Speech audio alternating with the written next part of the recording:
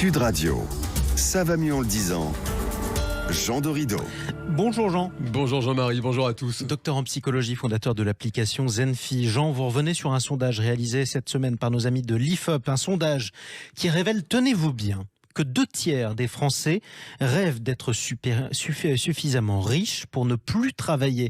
Est-ce que ça signifie, Jean, que le rapport au travail des Français ne s'arrange pas ?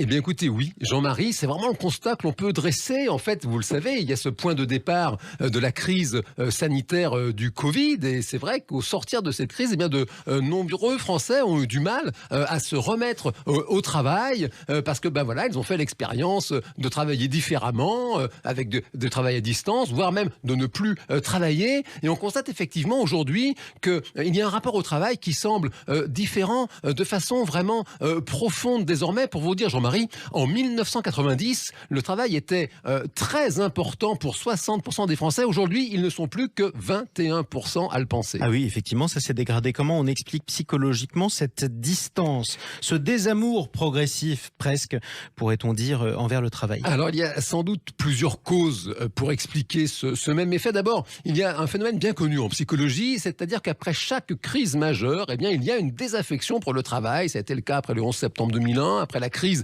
des subprimes en 2008. Et ici, précisément, le point de départ, c'est la pandémie de Covid et les confinements successifs. Ensuite, il y a ces crises majeures et planétaires, la guerre en Ukraine, l'urgence climatique, tout ça, ça entretient cet effet. Et puis, c'est un fait aussi, le troisième point, c'est les problèmes d'inflation, les problèmes de pouvoir d'achat. Aujourd'hui, il y a des Français qui se demandent finalement à quoi ça sert de travailler. Alors, quelles sont les personnes les plus touchées par ce phénomène ? Eh bien, en fait, manifestement, c'est un peu tout le monde, quel que soit l'âge, quel que soit le secteur d'activité, quel que soit le niveau de qualification. On est vraiment dans une tendance généralisée et même des secteurs qui traditionnellement, si vous voulez, mobilisaient des vocations chez les soignants, les enseignants. On voit même les maires des petites communes finalement qui finissent par ne plus vouloir s'y mettre. Donc on a quelque chose d'assez général. Toutefois, on constate, pour se revenir à ce sondage, qu'on a 66% des Français qui rêveraient d'être suffisamment riches pour ne plus travailler. Chez les jeunes, chez les 18-24 ans, ça monte à 78%. Oui, ça augmente effectivement. D'accord, Jean, les faits sont là. Est-ce que la tendance peut s'inverser